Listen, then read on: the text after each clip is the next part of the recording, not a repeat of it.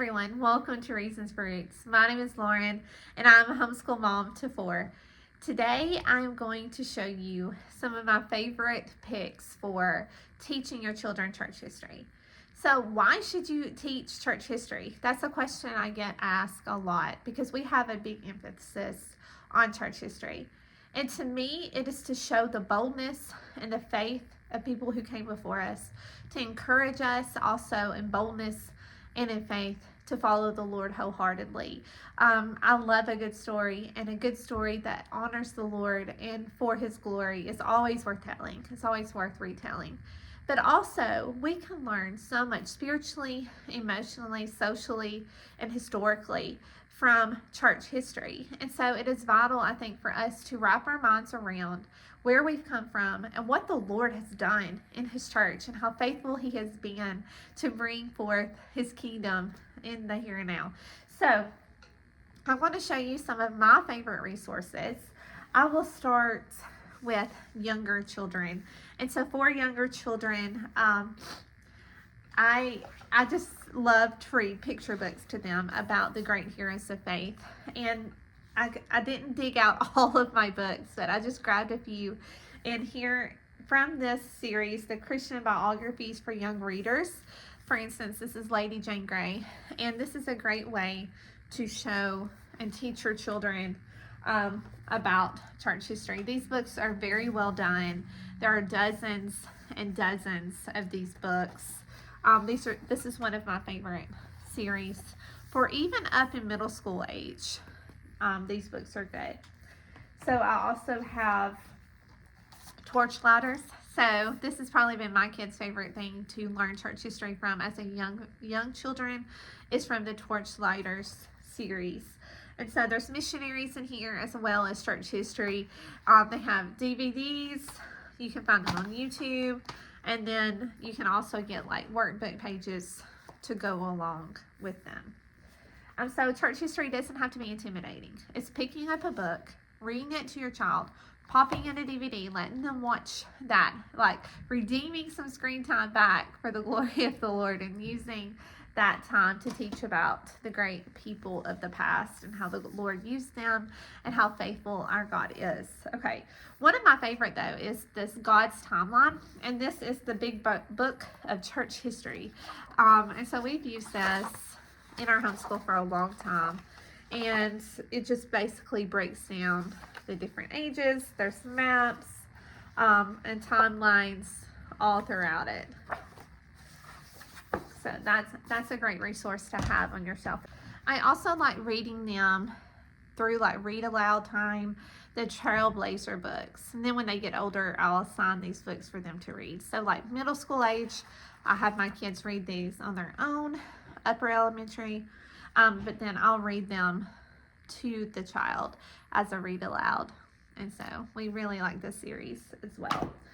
Speaking about like elementary, upper elementary, middle school, I don't think anything has been better than Generations.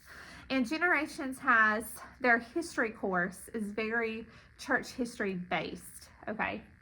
And so I just grabbed one. This is Taking Europe for Jesus. We've also done how the Lord built His church, or how God built His church.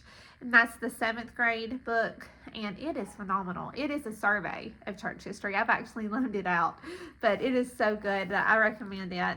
But to teach church history through the eyes of history itself, and how church history is a part of an even greater plan. But these books do a phenomenal job of teaching church history, and that it applies it to just like the everyday workings of what was happening during that time in the world. So this is one of my favorite history curriculums. If you're looking for more textbookish style, we have used this and added this to our homeschool as church history, not necessarily as history, for several years. Okay. Okay, that's fine. Go wash your hands. Okay, so this is phenomenal. They have, I think, grades 1 through 7 available. And this is something that I plan on, using with my younger guy. I haven't jumped into this yet, but this is something that I plan to start incorporating as generations history. So that's a great resource to have as well. Now, for high school gets fun because you can start pulling in the actual works of church historians. You can read Augustine's Confessions, or you can read Calvin's Institutes. You can read Bondage of the Will by Luther. You can read so much church history information out there in high school that that's a great time to teach church history in high school, because they can really see the heartbeat of those people. They can read biographies of those people, and that's really what we do for church history. This year we have tried using Ancient Christianity. It's a course by Hillsdale, and it's online, and we have enjoyed it so far. So Hillsdale has some courses on church history that are great. We also have used this book, and we have enjoyed it. And it's just basically an introduction from the apostolic fathers to the 21st century. So this just gives just a brief overview of different church people in church history, different historians. Okay, so one of my favorite things to have my daughter read for church history is the Chosen Daughter series. Now this is a book, I think they have about 10 or 12 of these. She has read 3 or 4 of them, but it's always a lady or a woman or a girl from church history. So this is a phenomenal series. I know Generations sells it. I'm not sure who else has these books. They're kind of hard to find. I have found them at Teach Them Diligently last year, and from Generations. And that's the only place that I've seen them. I'm sure there are other places, but this is a phenomenal course for young ladies to read. Okay, then, and then you just throw in some biographies. Just random biographies you can find.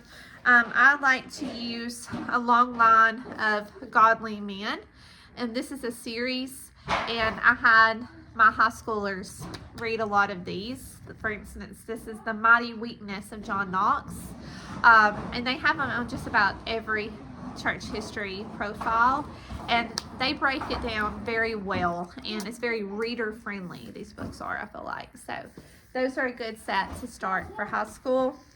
Also, Faith of Our Fathers, Scenes from Church History. This has been a good book for us to read through as well. And something that I keep going back to and I keep using time and time again is the History Lives series. Now, the sad thing about this series is the author recanted his beliefs and took the books out of publishing. So I already had all of these books in print before that happened. So now they're very hard to find. And I do think there's other sets now that someone has written to replace these. But if you have these and if you can get your hands on them, they are phenomenal in the content. And they have from the ancient church all the way up to the modern church. So I think it's a 5-series set, and we just go through these as we read through our history. I like to keep the church history tied with the history cycle we're on. And so this year we've been doing the ancient church. So we've been reading Peril and Peace. And like I said, I love these, but sadly they are out of print. So that's just a few. That's just a few ideas to help you see that homeschooling and teaching church history does not have to be this great heavy burden put upon us. They can be fun and engaging, and it's definitely worth it.